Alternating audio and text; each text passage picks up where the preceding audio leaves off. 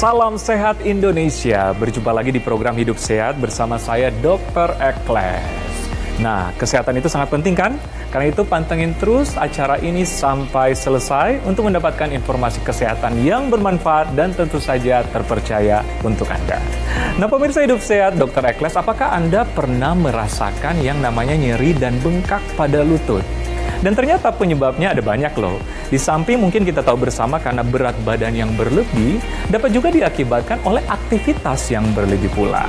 Nah, mau tahu info selengkapnya dan apa penyebabnya? Kita langsung tanya pada rekan saya, Dr. Hari Jonathan, spesialis ortopedi.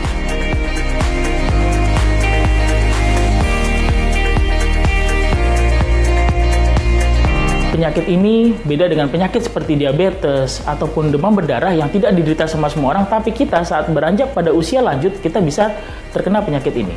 Penyakit ini disebut osteoartritis. Pada masyarakat, osteoartritis biasa disebut sebagai pengapuran sendi, atau ada juga yang bilang peradangan sendi.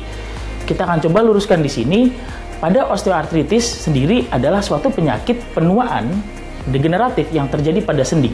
Osteoartritis bisa terjadi pada seluruh sendi di tubuh kita, baik sendi tangan, sendi tulang belakang, ataupun sendi kaki. Tapi sendi-sendi yang berfungsi menahan beban tubuh akan berpotensi terkena osteoartritis lebih cepat karena kerjanya menahan beban dari tubuh kita. Pada osteoartritis sendiri terjadi perubahan dan penuaan pada sendi. Sendi, tulang rawan, dan juga bantalan sendi pada osteoartritis berubah menjadi lebih tua. Dan di sini ada terjadi osteoartritis.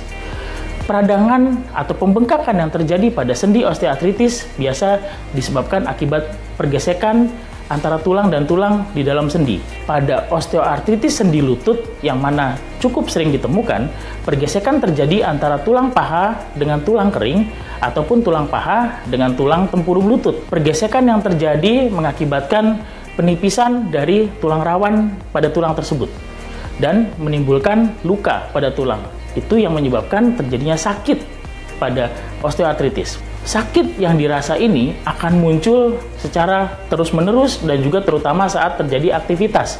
Salah satu gejala yang sering ditemukan pada osteoartritis adalah lutut menjadi bengkak. Bagaimana untuk obat-obatan yang bisa diminum untuk osteoartritis? Pertama, kita bisa minum obat nyeri. Obat nyeri sendiri ada beberapa jenis yang bisa didapatkan langsung di apotek. Itu tergolong obat golongan bebas. Untuk obat-obat golongan bebas itu bisa didapatkan langsung tanpa resep dokter. Tapi memang ada obat-obat lain yang harus dengan resep dokter, yaitu obat nyeri yang levelnya akan lebih tinggi. Jadi, untuk obat-obat yang levelnya lebih tinggi harus mendapatkan dengan resep dokter dahulu. Kita bisa mencoba dengan obat-obat yang bebas dahulu. Jika tidak ada perbaikan, kita bisa mendapatkan obat-obat yang dengan level yang lebih tinggi. Dan pemeriksaan yang baik, pemeriksaan di fasilitas kesehatan yang baik akan membuat kondisi lutut kita lebih aman. Pencegahan yang bisa kita lakukan pada kasus-kasus osteoartritis berawal dari tubuh kita sendiri. Kita harus jaga supaya berat badan kita ideal. Semakin berat badan kita, semakin tinggi tekanan ke lutut, maka akan mengakibatkan pengapuran ataupun osteoartritis ini akan terjadi lebih cepat. Jadi pastikan Anda mempunyai berat badan yang ideal. Pastikan Anda memiliki aktivitas fisik yang tidak membebani lutut terlalu banyak. Jadi jika Anda tiap hari naik turun tangga terlalu banyak, ataupun berdiri terlalu lama, atau berlari terlalu banyak akan mengakibatkan proses osteoartritis akan terjadi lebih cepat. Pencegahan berikutnya yang bisa dilakukan adalah dengan proses penguatan otot. Otot yang lebih kuat akan membantu lutut supaya tidak mendapatkan beban yang lebih berat. Jadi, otot betis yang lebih kuat akan mengangkat beban dari lutut, sehingga tekanan ke lutut akan berkurang, dan ini akan membuat proses osteoartritis akan berjalan lebih lambat. Makanan yang bagus, makanan yang mengandung protein yang tinggi, vitamin C yang tinggi seperti buah-buahan, makanan-makanan yang mengandung vitamin D dan kalsium yang tinggi akan membuat nutrisi ke lutut lebih baik. Dan disarankan untuk mengkonsumsi makanan-makanan seperti itu untuk menjaga lutut kita supaya lebih sehat lagi. Apa yang bisa kita lakukan saat kita menemukan lutut kita bengkak? Hal pertama adalah kita harus memastikan ini bukan suatu kondisi yang berbahaya. Jika lutut kita bengkak disertai dengan warna kemerahan, dia terasa panas, atau ada riwayat trauma sebelumnya, disarankan untuk berobat ke fasilitas kesehatan yang memadai. Tapi, kita bisa melakukan pertolongan pertama pada lutut bengkak.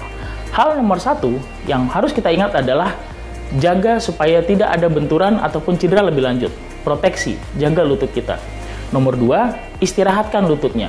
berikan kesempatan pada lutut kita untuk lakukan pengobatan terhadap dirinya sendiri. Jadi berikan waktu untuk dia beristirahat. Kita bisa kompres dengan es batu dan untuk yang dingin. Kompres dilakukan, es batu kita bungkus dengan plastik, bisa juga dilapisi dengan handuk yang tipis, ditempelkan 10-15 menit pada daerah yang cedera. Diharapkan dingin akan menurunkan peradangan yang terjadi. Berikutnya, kita bisa lakukan kompresi. Kompresi dilakukan dengan pembebatan ataupun pembalutan dengan elastik perban pada lutut. Pertolongan pertama yang kita lakukan sendiri di rumah akan mengakibatkan kesembuhan pada peradangan lutut supaya lebih baik.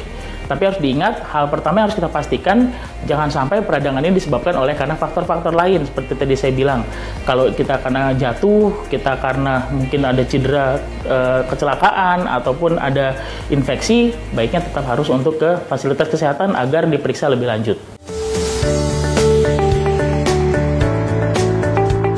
Ketika memasuki usia lanjut, seseorang menjadi lebih rentan dan berisiko mengalami pengapuran tulang. Umumnya, masalah penyakit ini lebih rentan menyerang orang dewasa, baik itu wanita maupun pria yang lanjut usia.